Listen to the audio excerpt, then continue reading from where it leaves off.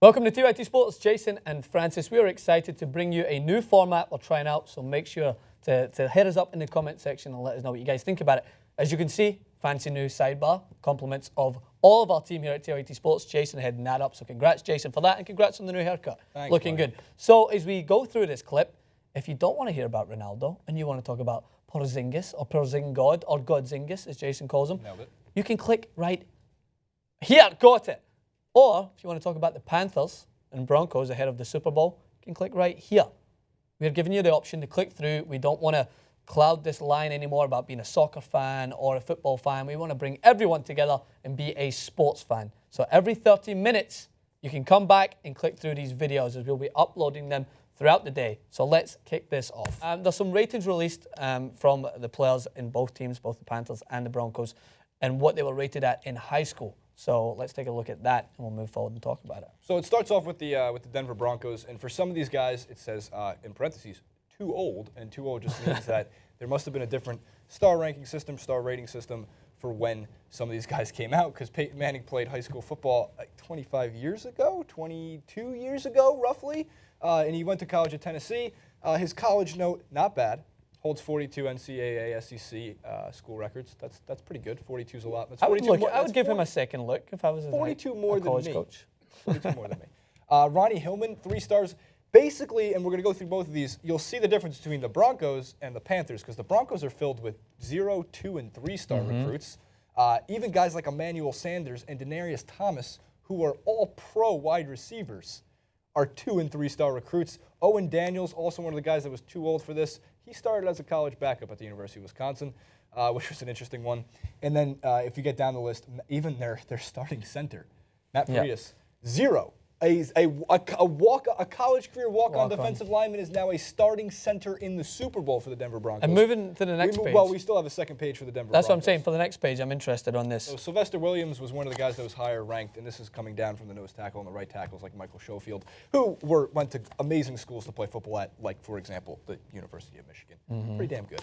Von Miller, 3 stars, one of the best defensive players in the National Football League. Might be winning Defensive Player of the Year, potentially. I think J.J. Watt's going to get it. But Texas A&M, 3-star recruit, was a consensus All-American in 2010, but these guys play like 5 stars. I want you to talk about Aqib Talib, though, because that's such an interesting one that he got 2. Yeah, it's 2 stars there, but what I came into you the other day when we were talking about the Patriots versus the Broncos, I mean, and everyone's talking about the Manning-Brady rivalry. For me, that game was won basically by trying to neutralize Gronk to what you could do, right? So we know that Aqib Talib tries to basically, he pushes the boundaries as to what he can do in terms of pass interference, right? He gets very physical, he gets very involved, but this guy's impressed me all throughout this season for the Broncos. He's one of their most devastating tackles in that position, but he delivers some of the most devastating plays. To see that he was only 2 stars to be recruited into college. Well, the interesting thing about Talib is he played at Kansas, and Kansas is only, and I mean only, known for college basketball. Yeah.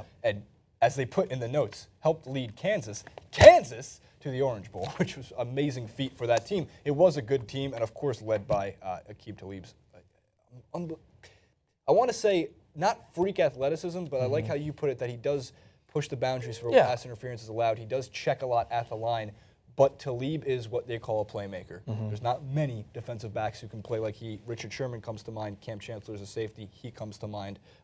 Josh Norman, who's on the Carolina side. So let's go to Carolina real quick. And run the through All-Stars of those. Carolina, by the look at it. Well, that's the difference. Look at the disparity here. The guys of the recruits, Francis, Cam Newton, I mean, not even the 5-star. I mean, when you win the Heineken Trophy, you're going to come in there as a 4 stars. So, fun fact about Cam heading into the Super Bowl this year, by the way, is Cam will be looking to become the 2nd player in NFL history to win a Heisman Trophy, a national championship at the college level, an MVP, and a Super Bowl. First player? Mark Allen, I believe, back in the 60s or 70s. It's been a long time. Second interesting point in Cam Newton, since everyone loves to talk about Cam Newton. I'm going to dab probably in the Super Bowl party so you can watch that. But as we move down the list, I don't want to skip too many people, but as we touch on Michael O'Hare, how do you say it? Is it O'Hare or O'Hare? Michael Orr? Michael Orr. Why is there a H in there then? Should just be O-O-R. 5-star recruit, but his college note is profiled in the movie Movie The Blind Side. That's the best. But there was some information that was brought to light about his relationship, his special relationship with Cam Newton. Cam Newton came out and basically said that when it comes to potential players coming into Carolina, that he would get involved. He would text those players and maybe try and sway them one way or another. But when he was talking about Michael Orr, he said basically, I, insert word here, need you. So he was desperately hoping that this offensive tackle would come in and try and help push them towards being a Super Bowl winning team. And as you can see, it looks as if that could potentially happen. So this would provide the perfect all-round fairy tale story to Michael Orr and his story that has been profiled in the movies, Oscar-winning movie with Sandra Bullock. We all know that. But what an ending that would be if he was to come in. Book was better. Just to get that in there. Ted Ginn Jr. had a 5-star recruit. Greg Olsen was part of the Miami teams in the early 2000s, as they mentioned, the U. Unbelievable squads. You should check out the 30 for 30 on them as well. We go down a little bit to the second half of this list and look at the that Carolina defense, which is almost as good as that Denver Broncos defense. Jared Allen, one of the staples to it, one of 3 current NFL players from Idaho State, was also too old to get a ranking. Wonder how they feel about that. Just too old. Thomas Davis, who looked like he broke his arm. He got it surgically repaired and said nothing will stop him from starting in the Super Bowl. That's amazing. 2 weeks to heal, and it looks like he will be playing. Charles Johnson, defensive end, had 5 stars. Kawan Short was one of the guys who was weaker on the recruiting from high school. Again, a lot of these guys just develop in college at a better rate. It's just amazing that Josh Norman, one of the best cornerbacks in the league, 0 stars. No prospect, though. So I wonder how we are ranking the that's what I was, or how we're rating high school recruits. But I also feel like it's a little bit arbitrary, tiny bit, just because they're so underdeveloped at that age. That's what I was going to say. Like, when I think of my high school football team, we didn't throw the football. Therefore, if you were a wide receiver, you could not get a rating unless you were really good at blocking. Yeah, and then you get the rare occurrence of what we've seen in so many of these high school football tapes of Marshawn Lynch just trucking kids at a very early age, and you've got Andrew Luck, who just looks like he's already developed into an NFL quarterback in his high school days. He was born at 17. Yeah. He came out throwing a football, right? And the thing is when you want to imagine, like, what is his star rate now? I can't imagine you would go any further than that at high school. 6 stars. Yeah, and that's what it comes into that factor, is that are they developed? What can they do through college? A lot of these college programs are probably looking at their potential in amidst what they've already done at high school level. So it does come confusing, but it is interesting to see how many, when you went down, obviously the Panthers line up there, to see how many of them were disregarded and how many, comparing to how many of the Broncos players were disregarded. It seems like one team had a favor when it came to the stars at that point. Yeah. So there you have it, guys. The starters for the 2016 Super Bowl, the L Bowl, Super Bowl 50 around the corner. Please check our Twitter at TYT Sports. We'll be sending updates through that, and we'll be sending updates via the comment section on almost every NFL-related video on the channel page for YouTube.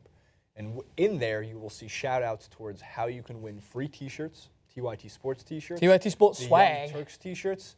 Maybe a signed TYT mug from @Francis_Maxwell. I'll sign it. Because only in Francis Maxwell status would he put his Twitter handle on the mug. Regardless, please head over to Twitter. That is so true. Give us a follow. So true.